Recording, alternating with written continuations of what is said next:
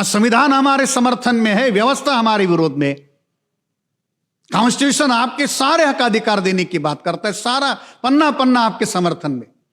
समता, बंधुता, आपके हक अधिकार सारे के सारे आपके समर्थन में है। व्यवहार में क्या है? हमारी समस्या क्या है जानते? जो कागज में है वो किताबों में जो है वो समाज में नहीं है, और जो समाज में है वो किताबों में नहीं है। एक आसान भाषा में समझाया जाए, कहा जाए तो जो किताबों में है वो समाज में नहीं है।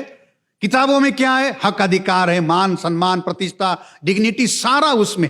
भारत के सबसे ज्यादा प्रतिष्ठित नागरिक के रूप में आपको देखा जाता है। डिग्निफाइड लाइफ देने की गारंटी कॉन्स्टिट्यूशन में है। और व्यवहार में क्या होता है? कुंभ में जब लोग मर जाते हैं तो उसको बुलडोज करके उसी जगह पर दफनाया जाता है।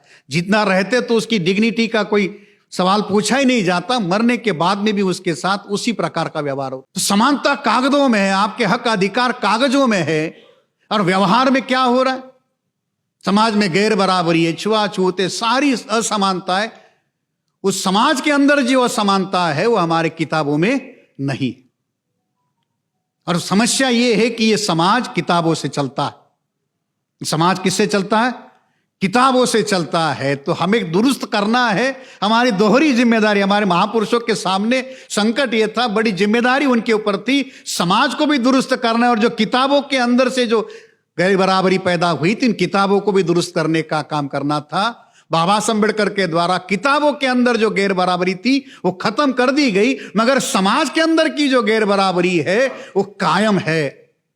उस गैर बराबरी की वजह से ये व्यवस्था उनके समर्थन में काम करती। इसलिए संविधान के अंदर जो लेटर और स्पिरिट की बात कही जाती है, ना लेटर इंप्लीमेंट हो रहा है, ना उसका स्पिरिट इंप्लीमेंट हो रहा है। तो कहां से ये चीजें आएगी? किस तरीके का भारत वो जो संविधान कहता है वो वास्तव में क्या बन रहा है? इन चीजों को साथियों हम लोगों को जानने समझने की जरूरत है।